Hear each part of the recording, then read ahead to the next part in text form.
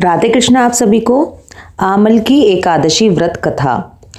88,000 ऋषियों को संबोधित करते हुए सूत जी ने कहा, हे विप्रो, प्राचीन काल की बात है। महान राजा मांधाता ने वशिष्ठ जी से पूछा, हे वशिष्ठ जी, यदि आप मुझ पर प्रसन्न हैं तो ऐसे व्रत का विधान बताएं जिससे मेरा कल्याण हो। महर्षि वशिष्ठ जी ने कहा, हे राजन, सब व्रतों से उत्तम और अंत में मोक्ष देने वाला आमल की एकादशी का व्रत है। राजा मांधाता ने कहा, हे ऋषि श्रेष्ठ, इस आमल की एकादशी के व्रत की उत्पत्ति कैसे हुई? इस व्रत के करने का क्या विधान है? हे वेदों के ज्ञाता, कृपा कर ये सब वृतांत मुझे विस्तार पूर्वक बताएं। महर्षि वशिष्ठ ने कहा, हे राजन, मैं तुम्हारे सामने विस्तार से इस व्रत का वृतांत कहता हूँ। ये व्रत फागुन मास के शुक्ल पक्ष में होता है। इस व्रत के फल के प्रभाव से सभी पाप नष्ट हो जाते हैं। इस व्रत का पुण्य 1000 गौदान के फल के समान है। आंवले की महत्ता उसके गुणों के अतिरिक्त इस बात में भी है कि इसकी उत्पत्ति भगवान विष्णु के श्रीमुख से हुई है। अब मैं आपको एक पौराणिक कथा सुनाता हूँ, ध्यान पूर्वक श्रवण करो। प्राचीन समय में वैदिक नाम का एक नगर था। उस नगर में ब्राह्मण, वैश्य, क्षत्रिय, शूद्र चारों वर्ण के मनुष्य प्रसन्नता पूर्वक निवास करते थे। नगर में हमेशा वेद ध्वनि गूंजा करती थी। उस नगरी में कोई भी पापी, दुराचारी, नास्तिक नहीं था। उस नगर में चैत्र रथ नामक चंद्रवंशी राजा राज्य करता था। वह उच्च कोटि का विद्वान तथा धार्मिक प्रवृत्ति का व्यक्ति था। उसके राज्य में कोई भी निर्धन और लोभी नहीं था। उस राज्य के सभी लोग भगवान विष्णु के अनन्य भक्त थे। वहाँ के छोटे बड़े सभी निवासी हर एकादशी का उपवास करते थे। एक बार फागुन माह के शुक्ल पक्ष की आमल की एकादशी आई। उस दिन राजा और प्रत्येक प्रजाजन, वृद्ध से लेकर बालक तक ने सबने आनंद पूर्वक उस एकादशी का व्रत किया। राजा अपनी प्रजा के साथ मंदिर में आकर कलश स्थापित करके तथा धूप, दीप, नैवेद्य, पंचरत्न, छत्र आदि से धात्री यानी कि आंवला का पूजन करने लगा।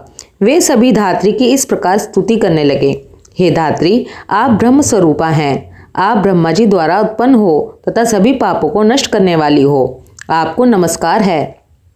आप मेरा अर्घ्य स्वीकार करो। आप श्री रामचंद्र जी के द्वारा सम्मानित हैं। मैं आपसे प्रार्थना करता हूँ, मेरे सभी पापों का हरण करो। उस मंदिर में रात को सभी ने जागरण किया। रात के समय उस स्थान पर एक बहेलिया आया। वो महापापी और दुराचारी था। अपने कुटुंब का पालन वो जीव हिंसा करके करता था। वो भूख प्यास से अत्यंत व्याकुल था। कुछ भोजन पाने की इच्छा से वो मंदिर के एक कोने में बैठ गया। उस स्थान पर बैठकर वो भगवान विष्णु की कथा तथा एकादशी महात्म्य सुनने लगा। इस प्रकार उस बहेलिये ने पूरी रात अन्य लोगों के साथ जागरण की। प्रातःकाल सभी लोग अपने अपने निवास पर चले गए। इसी प्रकार वो बहेलिया भी अपने घर चला गया और वहां जाकर भोजन किया। कुछ समय बीत जाने के बाद उस बहेलिये की मृत्यु हो गई। हालांकि जीव हिंसा के कारण वो घोर नरक का भागी था, लेकिन उस दिन आमल की एकादशी व्रत तथा जागरण के प्रभाव से उसने राजा विदुरथ के यहाँ जन्म लिया। उसका नाम वसुरथ रखा गया। बड़ा होने पर वह चतुरंगिनी सेना सहित तथा धन धान्य से युक्त होकर 10,000 गांवों का संचालन करने लगा। वो तेज में सूर्य के समान, कांति में चंद्रमा के समान, वीरता में भगवान विष्णु के समान तथा क्षमा में पृथ्वी के समान था। वो अत्यंत धार्मिक, सत्यवादी, कर्मवीर और विष्णु भक्त था। वो प्रजा का समान भाव से पालन करता था। दान देना उसका नित्य का कर्म था। एक समय राजा वसुरथ शिकार खेलने के लिए गया। दैव योग से वन में वो रास्ता भटक गया और दिशा का ज्ञान ना होने के कारण उसी वन में एक वृक्ष के नीचे सो गया। कुछ समय बाद पहाड़ी डाकू वहां आए और राजा को अकेला देखकर मारो मारो चिल्लाते हुए राजा वसुरथ की ओर दौड़े। वो डाकू कहने लगे कि इस दुष्ट राजा ने हमारे माता पिता, पुत्र, पौत्र आदि समस्त संबंधियों को मारा है तथा देश से निकाला है। अब हम इसे नहीं छोड़ेंगे। हम इसे मारकर अपने अपमान का बदला लेंगे। इतना कहकर वो डाकू राजा को मारने लगे। उस पर अस्त्र शस्त्र का प्रहार करने लगे। डाकुओं के वह अस्त्र शस्त्र राजा के शरीर से स्पर्श होते ही नष्ट होने लगे तथा राजा को वो शस्त्र पुष्पों के समान लगने लगे। कुछ समय बाद प्रभु इच्छा से उन डाकुओं के अस्त्र शस्त्र उन्हीं पर प्रहार करने लगे, जिससे वे सभी डाकू मूर्छित हो गए। उसी समय राजा के शरीर से एक दिव्य देवी प्रकट हुई। वह देवी अत्यंत सुंदर थी तथा सुंदर वस्त्रों तथा आभूषणों से अलंकृत थी। उसकी भ्रकटी टेढ़ी थी। उसके नेत्रों से क्रोध की भीषण लपटें निकल रही थी।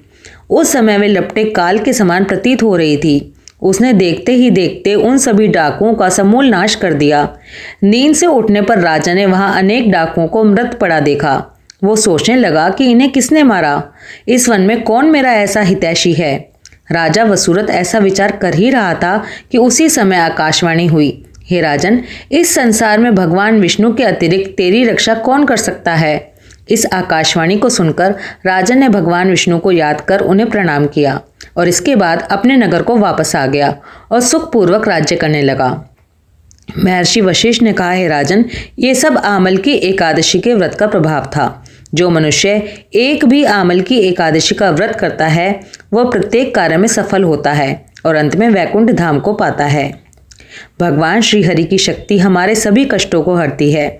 ये मनुष्य की ही नहीं बल्कि देवताओं की रक्षा में भी पूर्णतः समर्थ है। इसी शक्ति के बल से भगवान विष्णु ने मधु कैटभ नाम के राक्षसों का संहार किया था। इसी शक्ति से उत्पन्ना एकादशी के रूप में मुर नामक असुर का वध करके देवताओं के कष्ट को हरकर उन्हें सुखी किया था। बोलो विष्णु भगवान की जय।